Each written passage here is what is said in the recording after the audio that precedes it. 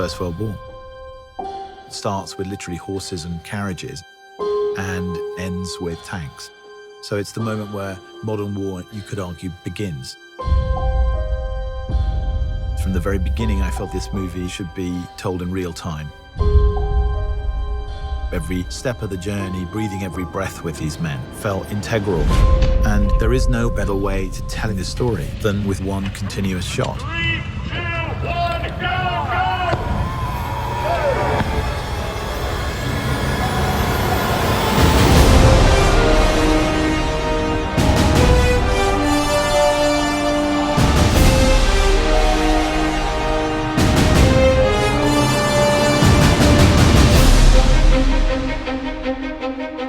From the first moment I talked to Sam about the idea of it as a one-shot movie, I knew it was going to be really immersive.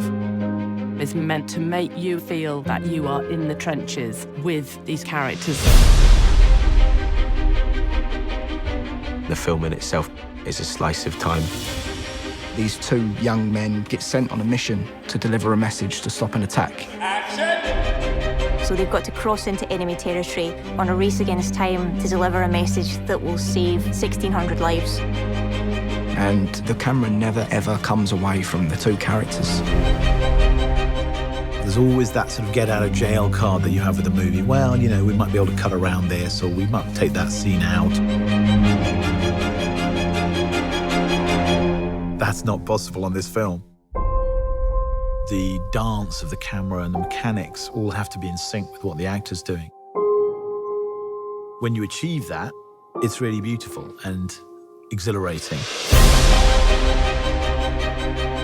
Sometimes you have a camera being carried by an operator, hooked onto a wire, and the wire carries it across more land, and it's unhooked again. That operator runs with it, then steps onto a small Jeep, which carries him another 400 yards, and he steps off it again and goes around a corner.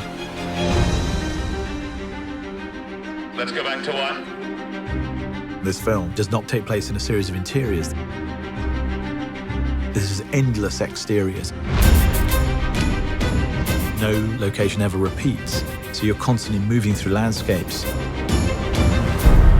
Being such an exterior movie, we're very dependent on the light and the weather. And we kind of realized, well, for a start, you can't really light it. Action.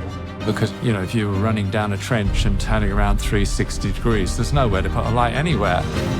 And because we were shooting in story order, we have to shoot in cloud to get the continuity from scene to scene. So some mornings, the sun would be out and we couldn't shoot. So we would rehearse. And we're rehearsing. And then we'd be waiting around, everyone with their eyes up in the sky, trying to see how long it'd take for the sun to move behind the cloud. And as soon as it comes over, you've got this 5-minute window. Everyone would be like, come on, go, go, go. Go, go, go! So you are also in the lap of the gods. It's like a piece of theatre every take. Once it starts, it can't stop. If something goes wrong, you just have to keep going. Until you actually see it on a screen, you don't really realize how immersive it is and how that technique kind of draws you into it. For me, engagement is very important. And that is behind the way in which we've decided to shoot this film. I wanted people to understand how difficult it was for these men. And the nature of that is behind everything.